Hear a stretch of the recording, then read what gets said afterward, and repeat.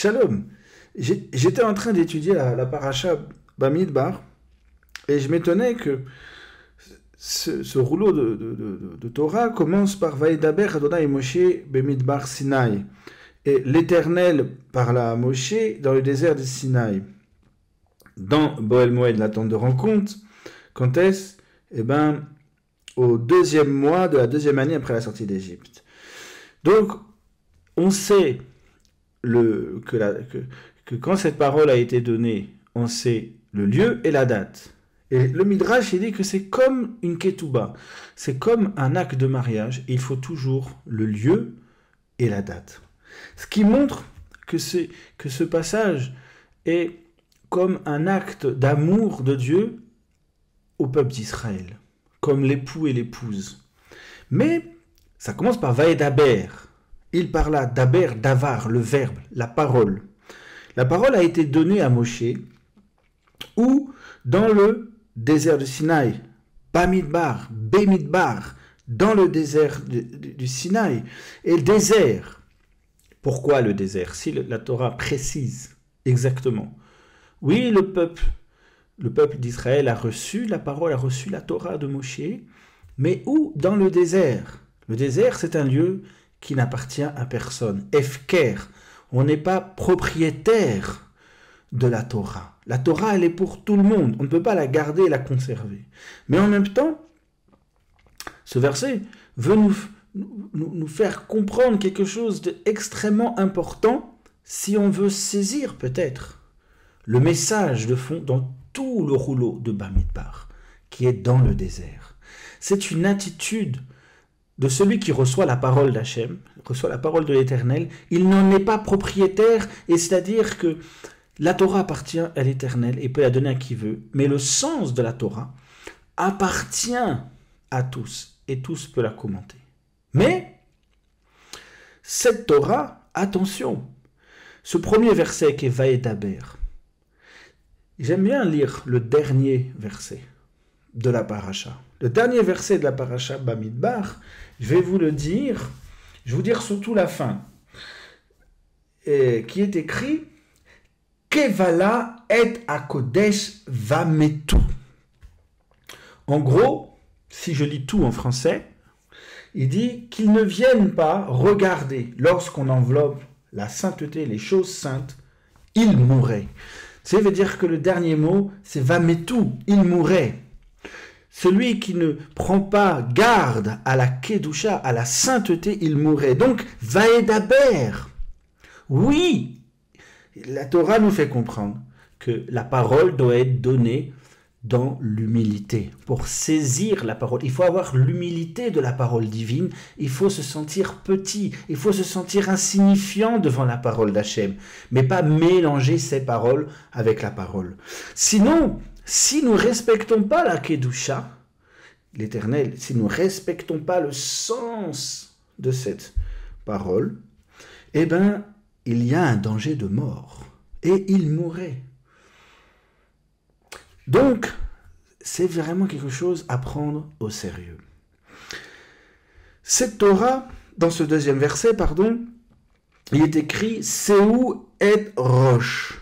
Il est dit, comment on dit, Séou, c'est lever, élever. C'est-à-dire que la traduction, c'est « Ils vont faire un recensement sur les fils d'Israël », donc toute la communauté. Et je voudrais mettre en avant quelque chose. Je vais vous expliquer très rapidement. Il va y avoir un recensement. Mais Dieu ne va pas recenser les fils d'Israël entièrement. Il va y avoir un recensement à part, c'est ceux des Lévites. Ce rouleau de Bamidbar, il est comparé, contrairement à Vaïkra, qui dit qu'il est l'exaltation, ou l'enseignement de la Kedusha, de la Keuna, de la sainteté, et du service de la sainteté, des Kohen. Bamidbar, lui, c'est le livre du combat qui révèle le Dieu Hachem Tsevaot, le Dieu des armées. S'il y a le Dieu des armées, c'est qu'il y a bien des armées. On comprend qu'il y a des armées dans le ciel. Et là, quelque chose de très étonnant dans le Bamidbar, à ce moment bien précis, C'est pas n'importe quel moment. Il dit bien que c'est le 2e mois de la 2e année, le mois de Iyar. Eh bien, de la 2e année après la sortie d'Égypte. C'est-à-dire qu'après la sortie d'Égypte, il y a eu la faute du veau d'or. Il y a eu la première Torah qui est descendue, selon les sages. C'est quand Moshe est monté une première fois. Il est descendu avec les pierres. Et il y a eu la faute du veau d'or, il a cassé les pierres, il est reparti 40 jours et il a reçu une 2e Torah. Comme il y a eu une première alliance, il y a eu la faute du veau d'or, une 2e alliance. Et c'est dans cette 2e alliance que l'Éternel va donner tous les commandements et les ordonnances pour la construction du Mishkan. Et ensuite, il va y avoir l'inauguration du Mishkan.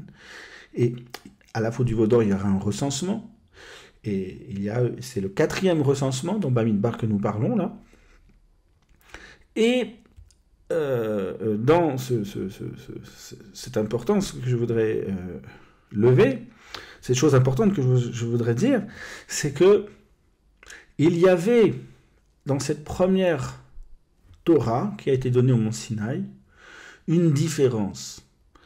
Et cette différence, c'est ce que la Torah dans cette paracha, vient pointer du doigt.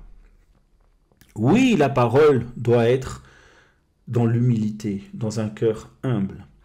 L'humilité est bénéfique à la loi d'Hachem. Mais il y a quelque chose d'autre que Dieu demande.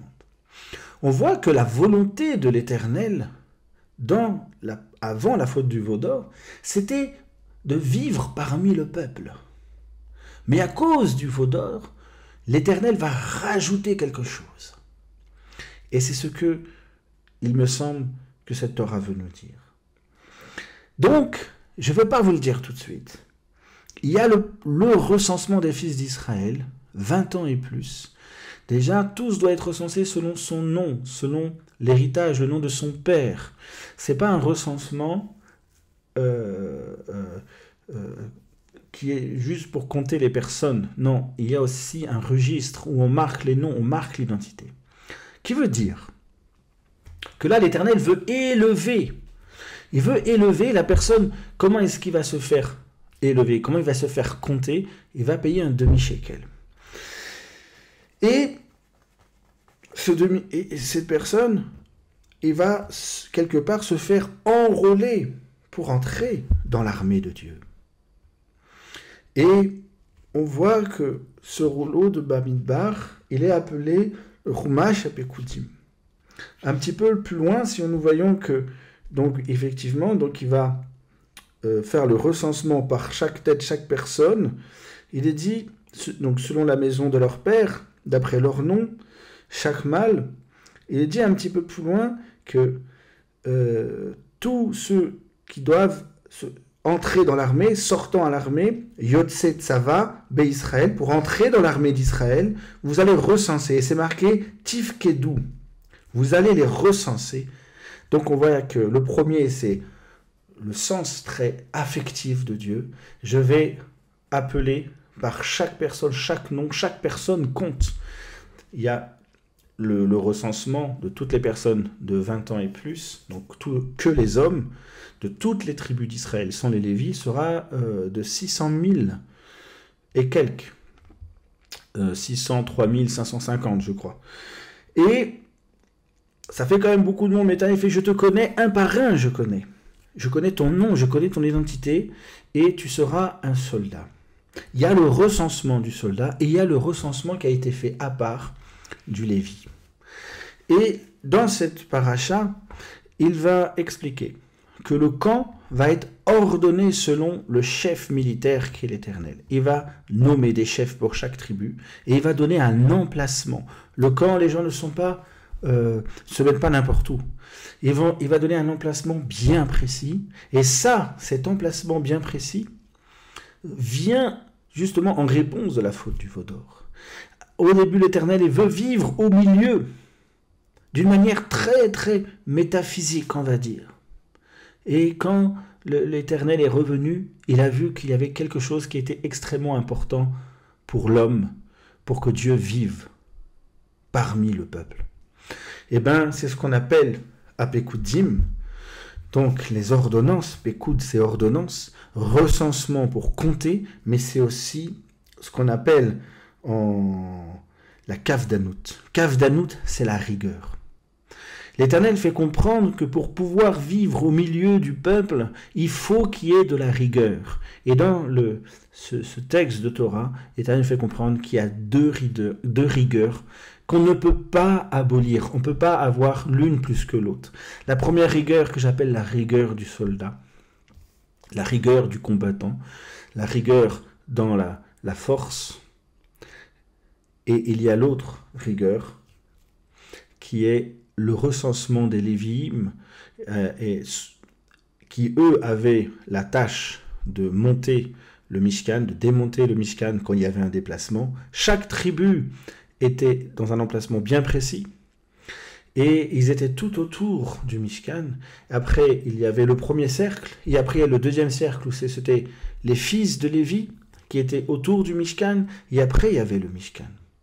L'Éternel fait comprendre que la deuxième rigueur, que j'appellerais la rigueur pakad, qui est aussi dans le sens de relever, de compter. Pakad a énormément de sens. Mais la rigueur de la kapara, qu'on peut appeler la chesed. Dieu a deux facettes. Il y a la rigueur de la justice et il y a la rigueur de la miséricorde. En fait, c'est ce que je veux dire. Il y a deux rigueurs. La rigueur de la justice et de la miséricorde, et que le recensement des Lévis, c'est cette rigueur. Dieu va donner des ordres très très précis, et si les personnes ne suivent pas, comme il est dit dans le dernier verset, à chaque fois, c'est la mort. Donc, pour que Dieu puisse vivre, il faut qu'il y ait de la rigueur, pas seulement de l'humilité, il faut qu'il y ait de la rigueur dans ce que nous faisons. C'est ça le sens. Mais il y a une rigueur dans la loi, de toutes les règles de la loi, et il y a la rigueur du chesed. La miséricorde, il y a une rigueur dans la miséricorde, dans le rituel, parce que les serviteurs, ils servaient Dieu, ils étaient établis, et c'est vrai que dans pakad, qui veut dire rigueur, il y a aussi confier.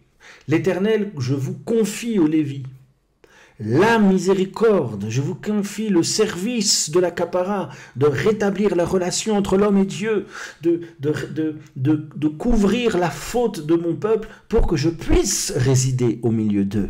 Et il y a la rigueur du soldat, du combattant, de la loi. Et l'Éternel fait comprendre que l'équilibre du peuple, c'est un équilibre où règne la rigueur du chesed et la rigueur du combattant, du soldat. Alors, qu'est-ce que c'est la rigueur du soldat? C'est celui qui va écouter les règles et les commandements comme un soldat qui écoute son chef. D'ailleurs, dans pakad, ça veut dire aussi commissaire, chef. Dieu est quelqu'un comme un général, comme un chef. Et quand il donne une loi, on doit lui obéir. C'est une rigueur très importante. Et si nous voyons la structure du camp, nous voyons que la rigueur du soldat protège ce qu'il y a au centre. Ce qu'il y a au centre, c'est la rigueur du chesed, la rigueur de la miséricorde.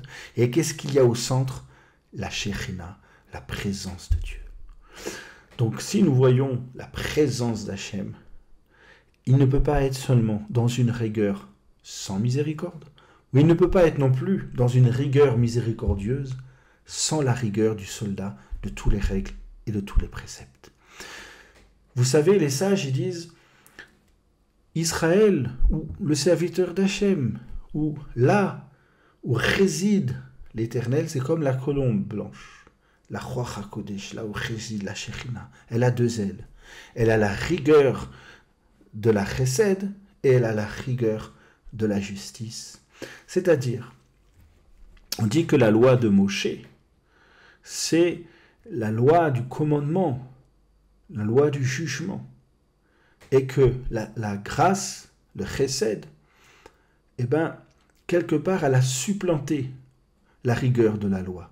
Et que quand on est dans la grâce, on est dans le chesed, on est dans le pardon avec Hachem, il n'y a plus de rigueur à accomplir la loi.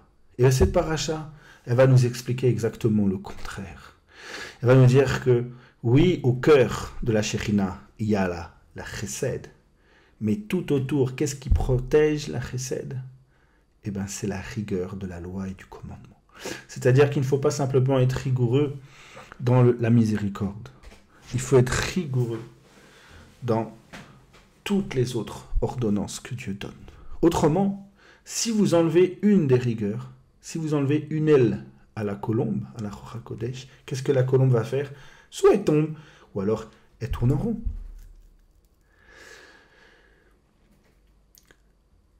Retenons cet enseignement et soyons vigilants et soyons honnêtes et sincères à recevoir dans l'humilité la Torah d'Hachem et que l'Éternel puisse nous donner la force et l'honnêteté d'avoir cette rigueur et non pas d'être oisif et non pas de prendre les lois de Dieu à la légère. Que l'Éternel vous bénisse.